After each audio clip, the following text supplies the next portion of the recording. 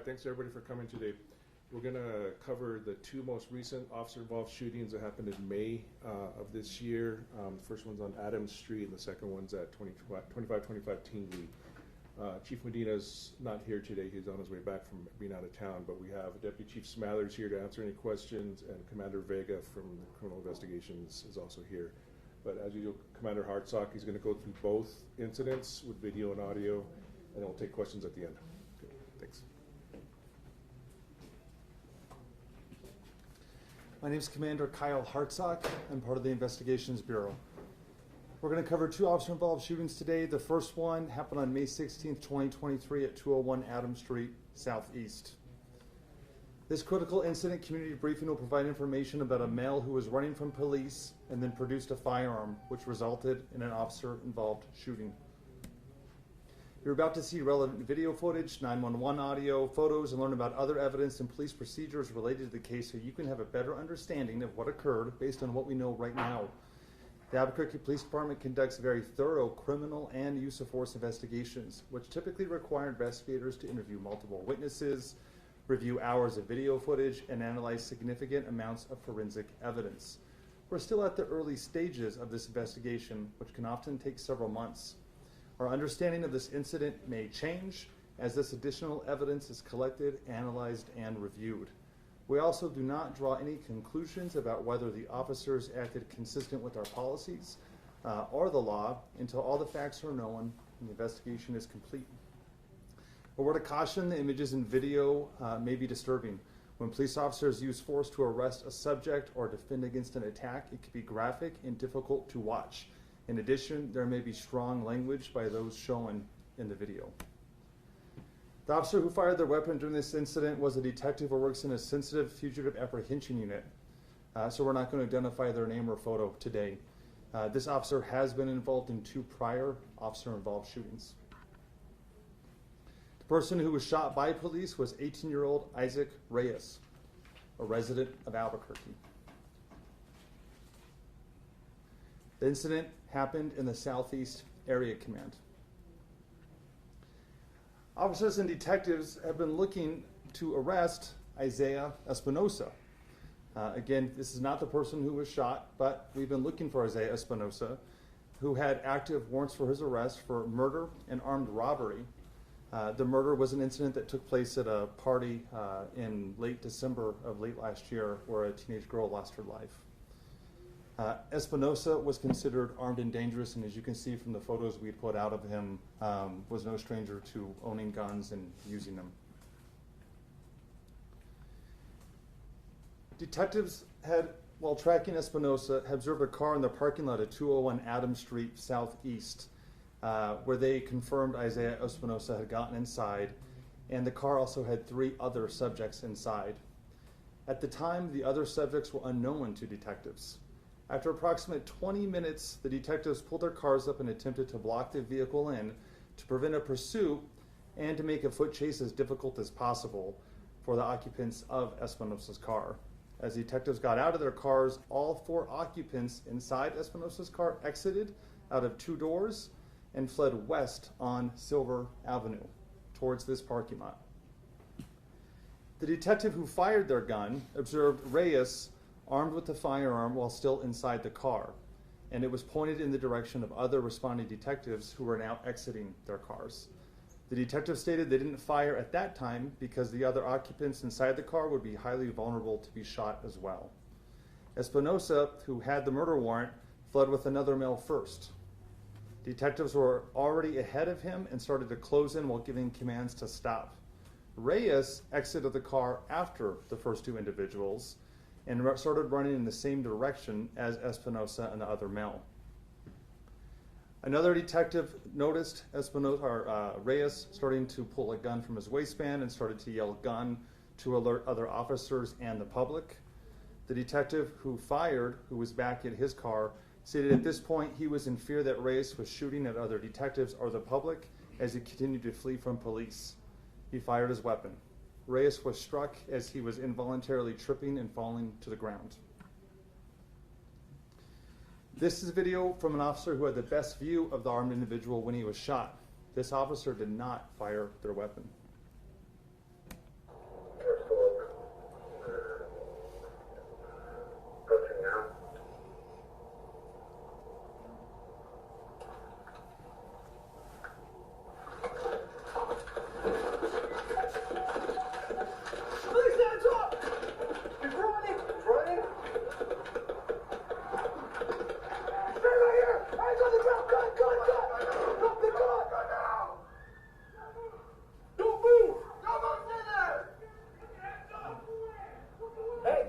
Shift back. Hey, you guys, shift to your left over there.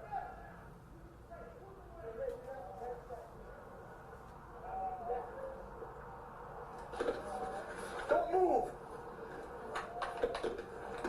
Are you guys good over there? Move up. You got people? Yeah. Move up.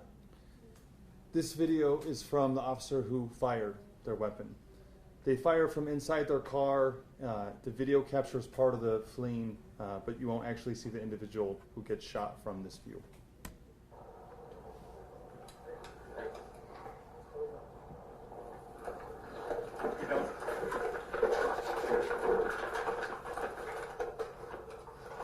Police, hands up!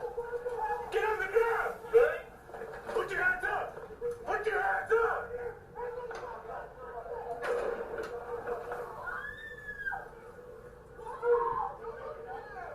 Put your hands up!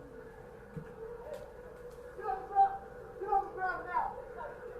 Get on the ground!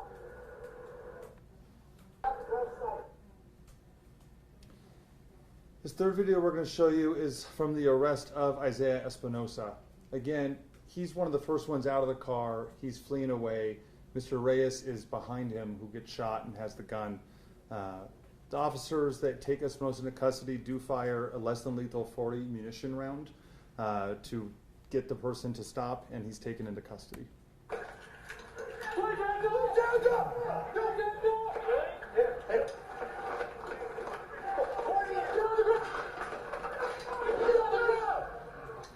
Don't move! You're no force me against you! Look away! Look away! Look away from me! Look away right now! You in the grave! Look away! That's free. That's good? That's free. Go. This is a crime scene photo showing the area where Mr. Reyes was shot. You can see some of the medical instruments on the ground from where rescue worked on him. He was transported to the hospital. That's a firearm that Mr. Espinosa was holding as he fell to the ground and was shot. Inside the vehicle that the four individuals fled from was another firearm underneath the front passenger seat. This is a Glock 10mm firearm that has a switch on it. The switch can enable these firearms to become automatic weapons, which are prohibited by federal law. This firearm was reported stolen about 2 years ago out of Albuquerque. The Nibin testing has been done. It is linking to other shootings. We won't go into detail about those today, as those are under investigation still by the Albuquerque Police Department. The firearm that Mr. Reyes was possessing was a .45 caliber Glock that was loaded. It had not been reported stolen at the time, and it was connected to at least one other shooting that is still under investigation. Again, the person who was shot was 18-year-old Isaac Reyes, a resident of Albuquerque. He was transported to the hospital and did survive, and any charges against him are still being reviewed by the district attorney's office at this time.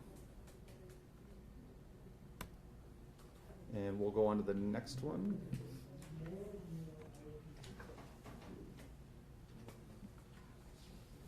Which occurred on May 19th, 2023 at 2525 Tingley Drive, Southwest. This critical incident community briefing will provide information about a male who was suicidal and aggressively moved towards officers with a spear, which resulted in an officer-involved shooting. The two officers who fired their weapons today are Officer Richard Lakey and Officer Stephen Rashke. Officer Lakey, and I apologize, they're both assigned to the Valley Area Command, was hired in 2021. Neither of them have prior officer-involved shootings. Officer Lakey is still on leave, and Officer Rashke is back on duty. The person who was shot by police was 42-year-old David Gaylor, a new resident of Albuquerque. This incident took place in the Valley Area Command. Police received a call, 911 call from the family member of David. The family member told police that David had called them to say he had purchased a rope and was planning to commit suicide. David told the family member that if they came over to try to stop him, he would kill the family member as well. The family member stated David had been diagnosed prior with schizoaffective and bipolar disorder. Officers arrived and talked to the family members over the phone to gather more information, and a friend of David showed up to also try to de-escalate David. Officers did request a mobile crisis team to respond, but at the time none were available. All officers that were on this scene were CIT trained, and 2 of the primary officers at the scene did have the enhanced or ECIT training. Officers approached the front door and made announcements that they wanted to help David and for him to come out. David's friend also attempted to talk through the door, but officers received very little response from inside. David's friend was able to start a short conversation with David through a back window of the apartment, but David appeared highly agitated at the friend and officers.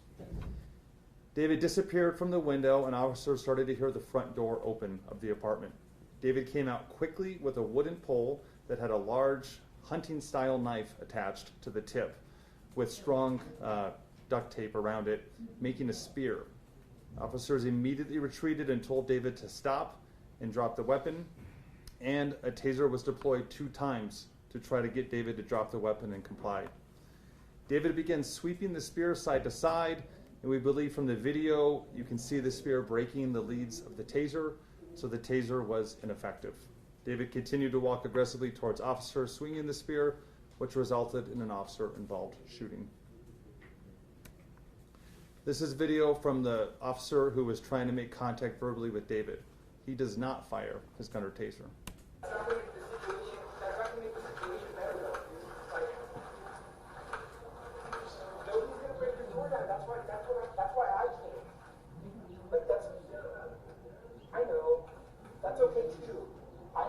I don't even know you. I don't even know you. I know your sister, and that's why I'm here. Because she's worried about you. She's so scared for you. And everything you guys are doing. David. Quit me to scream until my fucking blood comes out of my fucking. Will that make you feel better? No. Then don't do it, homie. Get the fuck out of here, man. Because what are you fucking doing? Let me talk to you. What do you want? David, can I talk to you? My name's Andres. My name is Andres. Listen to me, man. I just want to talk to you for a second. Please?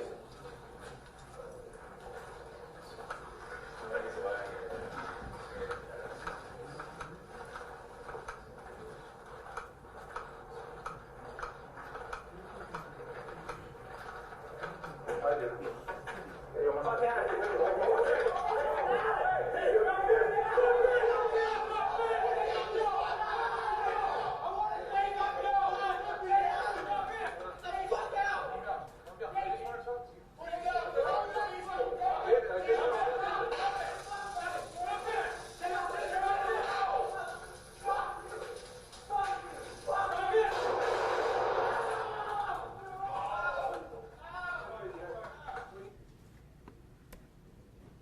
This is Officer Lakey's video. Lakey does fire his taser twice and fires his handgun.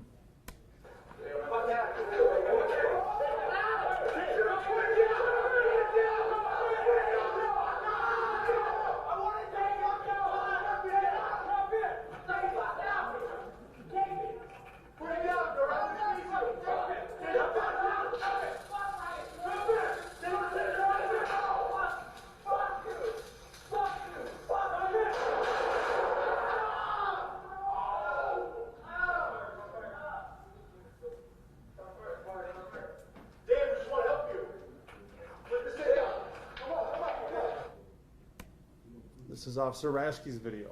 He does fire his handgun.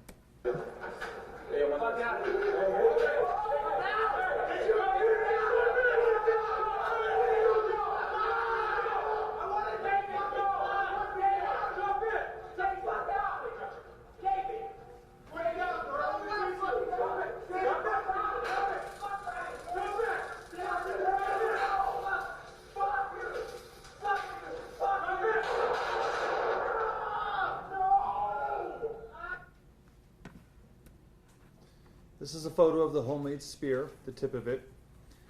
The full length of the spear measured just over 6 feet long.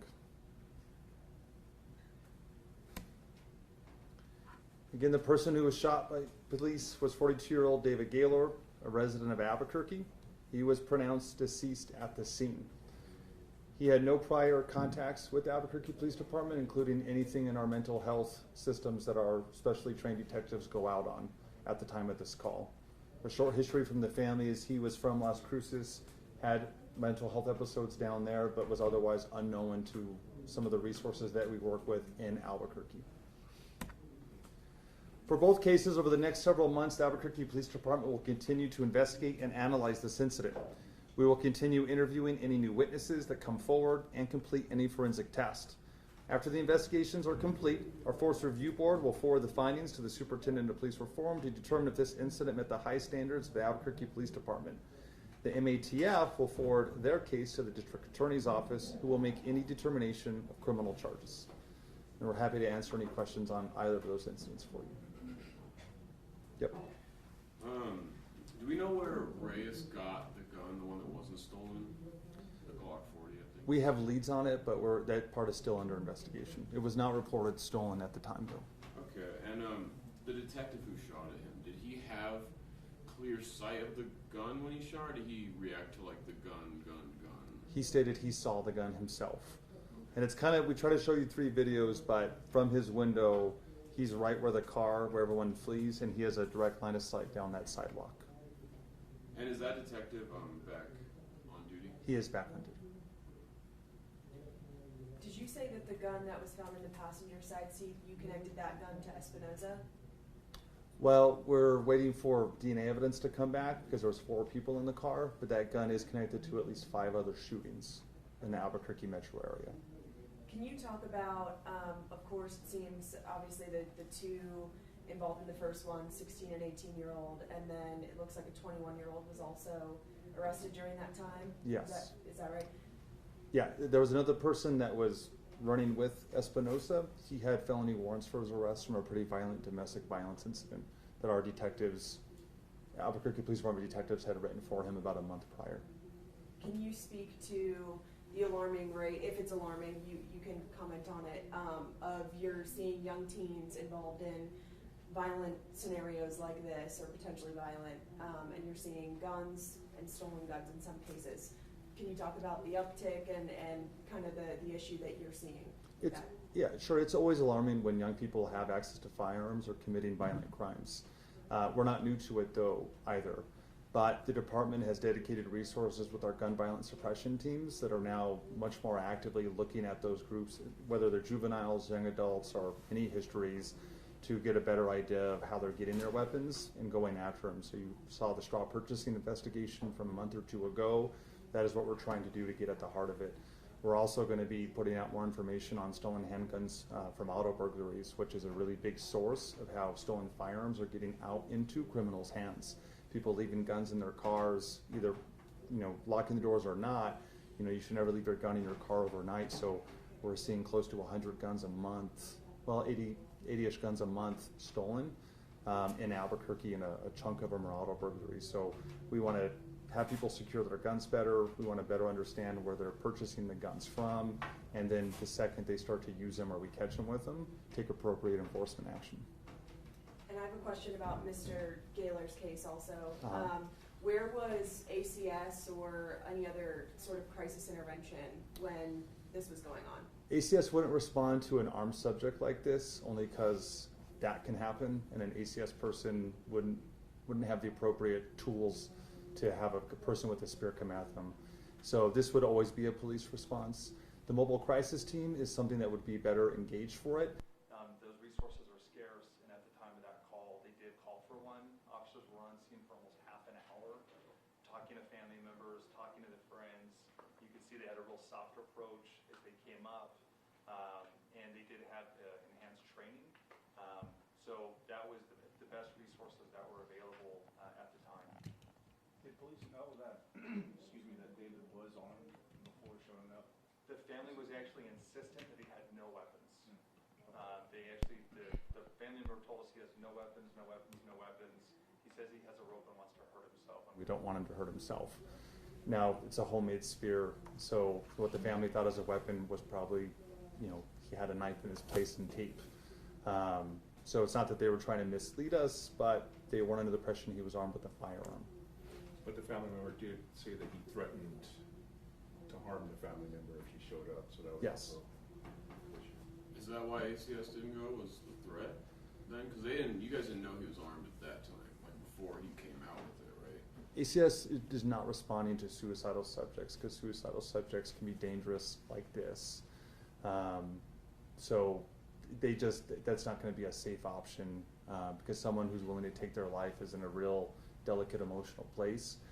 The mobile crisis team with a trained, licensed, therapist or doctor is great, but they're right next to a police officer as well. Because if someone decides to do this, we have to keep everyone as safe as possible. And why was the mobile crisis team not available, or why was there one unavailable? I don't know why there wasn't one available, but they did check the dispatch. Dispatch checks citywide, and we'll usually call the sheriff's department dispatch to see is anyone available. But again, those resources are scarce. Those teams, and they're very busy as well. In the situation regarding Espinoza and Reyes, when shots were fired at Reyes, was it because he had a gun, or did he seem to pose a threat, even though it seemed like he was running away? Well, he started to draw the gun in the midst of the foot pursuit, and you guys will see the video, but he starts to trip, and it starts turning him around with a gun in his hand. And it's just a really highly volatile situation. Again, we're going to review it for training and policy, and the DA's office will review it, but it's really highly volatile to run with a gun in close quarters with police, and any quick movements at all are going to be deemed as threatening nearly every time. The two guns that were found in the first instance, are any of the Niven leads homicides? No. Okay. And like when you said you have leads on where Reyes got the gun, you're not willing to disclose what those leads are? We're still investigating it, yeah. Okay. And then can you say when the two prior OISs were for the detective? Do you guys have dates for those? I'll get with Gilbert and get the exact dates. Nothing in the past few years, I know that, but I don't know the exact dates. When you say how scarce your mobile crisis teams are, do you have a number on how many teams you have in the department? No, we can get it back to you though. We work with the county on some of these teams and fire, but I'm not sure what the numbers are right now. How often is there that mental health piece when there's a situation like this? Can you speak to how often officers are seeing people who are in that sort of state of mind when they're on these calls? Every day.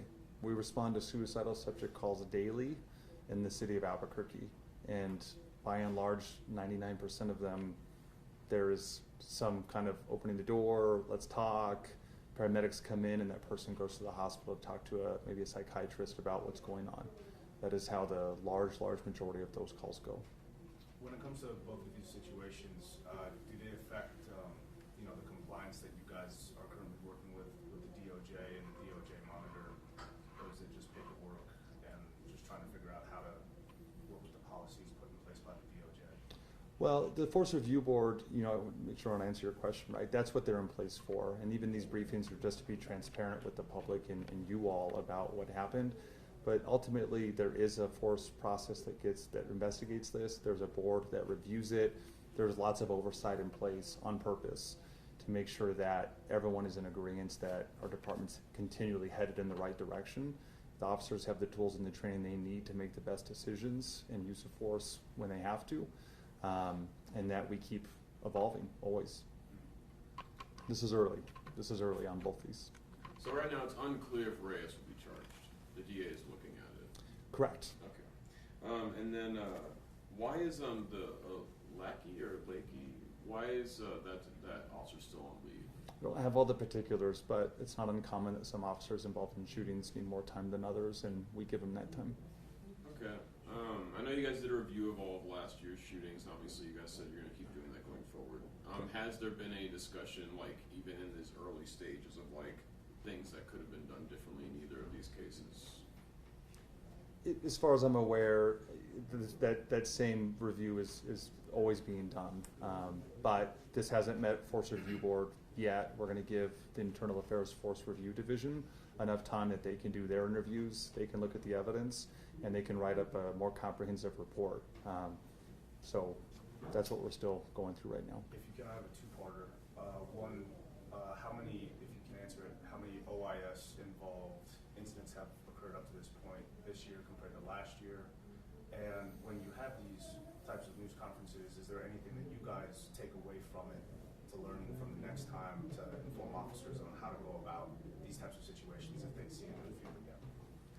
This is 3? 4. This was 3 and 4 that we just presented right now.